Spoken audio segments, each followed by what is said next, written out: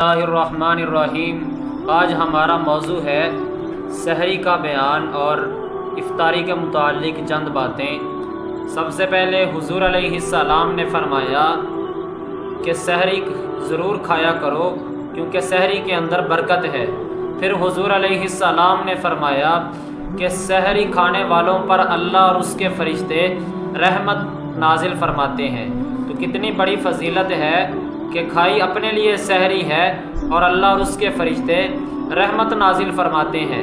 پھر حضور علیہ السلام نے فرمایا کہ سحری ضرور کھایا کرو کیونکہ ہمارے اور اہل کتاب یعنی یہود و نصارہ کے درمیان سحری کا فرق ہے کہ مسلمان سحری کھاتے ہیں اور وہ لوگ سحری نہیں کھاتے۔ پھر حضور علیہ السلام نے فرمایا کہ 3 چیزوں کے اندر برکت ہے۔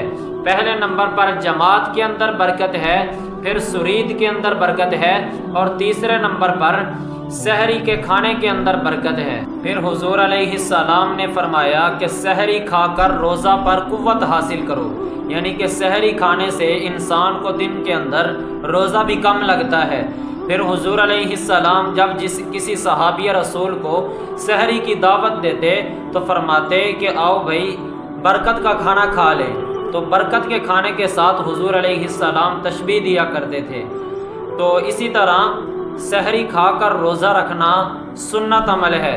اسی طرح سحری کو ذرا مؤخر کر کے کھانا سنت ہے، یعنی کہ جب وقت قریب ہو اس وقت سحری کھا کر روزہ رکھ لینا یہ سنت عمل ہے۔ پھر سحری کے اندر دعا پڑھی جائے، وہ دعا یہ ہے کہ وَبِصَوْمِ غَدٍ نَوَيْتُ مِنْ شَهْرِ رمضان، یہ سحری کے بعد دعا ضرور پڑھی جائے۔ افطاری کا بیان ہے، حضور علیہ السلام نے فرمایا کہ میری امت ہمیشہ بھلائی پر رہے گی جب تک وہ افطاری کے اندر جلدی کرتے رہیں گے۔ پھر حضور علیہ السلام نے فرمایا کہ اللہ تعالیٰ کے محبوب بندے وہ ہیں جو افطار کرنے میں جلد کرتے ہیں، یعنی کہ افطار کو جان بوجھ کر تاخیر نہیں کرنی چاہیے۔ افطاری کے اندر جب وقت ہو جائے فوراً افطار کر لینا چاہیے۔ پھر روزہ جلد افطار کرنا سنت عمل ہے۔ پھر جب روزہ افطاری کا وقت آئے تو دعا پڑھی جائے، اللہم انی لک صمت وبک آمنت وعلیک توکلت وعلی رزقک افطرت، اس دعا کو پڑھا جائے، یہ سنت عمل ہے۔ پھر اسی طرح جب افطاری کی جائے تو کھجور کے ساتھ روزے کو افطار کرنا یہ سنت عمل ہے۔ اگر کھجور میسر نہ ہو تو چھہارے کے ساتھ روزہ افطار کرنا یہ سنت عمل ہے۔ اگر وہ بھی میسر نہ ہو تو سادے پانی کے ساتھ روزہ افطار کرنا یہ سنت عمل ہے۔ اور کوشش کی جائے کہ افطاری کے وقت کولڈ ڈرنک وغیرہ سے بچا جائے یا اس طرح کی جو بھی ٹھنڈی چیزیں ہیں ان سے بچا جائے۔ جب بھی روزہ افطار کرنا ہے کھجور کے ساتھ کرنے کے بعد پہلے سادہ پانی پیا جائے، اس کے بعد دوسرا پانی وغیرہ پیے یا شربت وغیرہ۔ تو یہ چند آداب ہیں افطاری کے۔ روزہ کے متعلق ہماری چند کوتاہیاں ہیں۔ سب سے پہلی کوتاہی یہ ہے کہ صبح کے وقت جب سحری ہم کھا رہے ہوتے ہیں بعض لوگ اذان کے درمیان کھانے پینے کو جائز سمجھتے ہیں، یہ غلط بات ہے، یہ ان کی غلط فہمی ہے۔ تو جب اذان آ جائے، اذان شروع ہو جائے تو سحری کا وقت ختم ہو جاتا ہے۔ اذان ہمیشہ وقت ختم ہونے کے بعد دی جاتی ہے، اگر پہلے دیں گے اذان پھر تو اذان ہوتی نہیں ہے۔ لہٰذا جب اذان شروع ہوتی ہے یا اعلان ہو جاتا ہے اس وقت سحری کا وقت ختم ہو جاتا ہے۔ اور ایک ہمارے اندر غلط فہمی یہ ہے کہ ہم لوگ تراویح نہیں پڑھتے۔ تراویح کیوں نہیں لوگ پڑھتے کہ اگر تراویح پڑھیں گے تو ہمارے لیے روزہ رکھنا لازم ہو جائے گا۔ تراویح پڑھنا نہ پڑھنا تو بعد کی بات ہے، روزہ تو ویسے ہی فرض ہے، تراویح کے بغیر بھی روزہ فرض ہے۔ یہ جائے کہ ہم تراویح کے ساتھ اس کو مخصوص کریں، لہٰذا تراویح پڑھ لینے سے روزہ لازمی نہیں ہوتا، روزہ تو پہلے ہی رکھنا لازمی ہے۔ اسی طرح ایک غلط فہمی یہ ہے کہ بعض لوگ روزہ اس لیے نہیں رکھتے کہ ہمیں تراویح پڑھنی پڑے گی، اگر تراویح نہیں پڑھیں گے تو ہمارا روزہ نہیں ہوگا، یہ ان کی ایک غلط فہمی ہے۔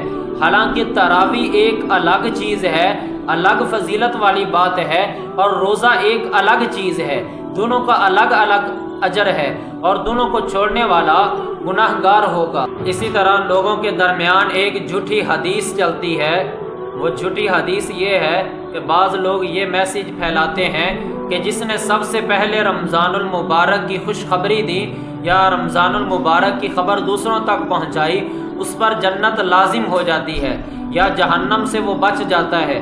تو ایسی حدیث کہیں نہیں ہے کہ خوشخبری دینے پر جنت واجب ہو جائے، لہٰذا ایسا میسج آ جائے تو اس کو تنبیہ کر دینی چاہیے اور اس کو آگے نہیں پھیلانا چاہیے۔ اسی طرح بعض لوگ سحری میں بہت زیادہ کھا لیتے ہیں کہ ہمیں روزہ نہ لگے، یہ ان کی ایک غلط فہمی ہے۔ حالانکہ روزہ تو صبر کا نام ہے، روزہ کھانے پینے پر نہیں رکھا جاتا، وہ تو سحری کرنا سنت ہے۔ روزہ تو انسان کے صبر کا نام ہے، جب انسان کے اندر صبر آئے گا تو صبر کے ساتھ وہ روزے کو پائے تکمیل تک پہنچائے گا۔ اسی طرح بعض لوگ بچوں کو روزہ رکھا دیتے ہیں، یہ بھی ایک غلط طریقہ ہے۔ بچوں پر روزہ واجب ہی نہیں ہے، لہٰذا بچوں کو روزہ نہیں رکھوانا چاہیے تاکہ ان کو تنگی نہ ہو۔ بعض بچے روزہ رکھتے ہیں، بعد میں توڑ دیتے ہیں، تو اس طرح بچوں کی عادات بن جاتی ہیں، پھر وہ بڑے ہو کر بھی روزہ رکھ لیتے ہیں، بعد میں توڑ دیتے ہیں۔ حالانکہ روزہ جب انسان بالغ ہو، عاقل ہو اور اسی طرح سمجھدار ہو تو اس پر روزہ واجب ہوتا ہے۔ تو جو عاقل ہی نہ ہو یا بالغ ہی نہ ہو، چھوٹا ہو، اس پر روزہ واجب نہیں ہے۔ ہم لوگ فیس بک یا واٹس ایپ یا انٹرنیٹ کو غلط کاموں میں رمضان کی حالت میں، رمضان المبارک کے اندر غلط استعمال کرتے ہیں۔ تو واٹس ایپ ہے یا فیس بک ہے، اسے اللہ کی نعمت سمجھی جائے۔ اب یہ انسان کی اپنے اختیار کے اندر ہے، وہ اس نعمت کو صحیح طریقے استعمال کرے یا غلط طریقے پہ استعمال کرے۔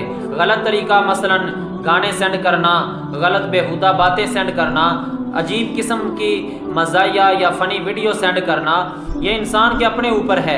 اسی طرح ایک وہ انسان ہے جو اسے صحیح استعمال کرتا ہے، مثلا وہ اسلامی احادیث آگے سینڈ کرتا ہے، اسی طرح اسلامی ویڈیوز کو آگے سینڈ کرتا ہے تاکہ اسے اجر حاصل ہو۔ تو اس لیے اس کا نفع اٹھاتے ہوئے ہمیں بھی چاہیے کہ ہم علماء کرام کے مسائل کو یا علماء کرام کے بیان کو آگے سینڈ کریں تاکہ کسی ایک کی عقل میں آ جائے اور اس کی نجات کا ذریعہ بن جائے۔ دعا ہے اللہ پاک ہمیں عمل کی توفیق عطا فرمائے، آمین۔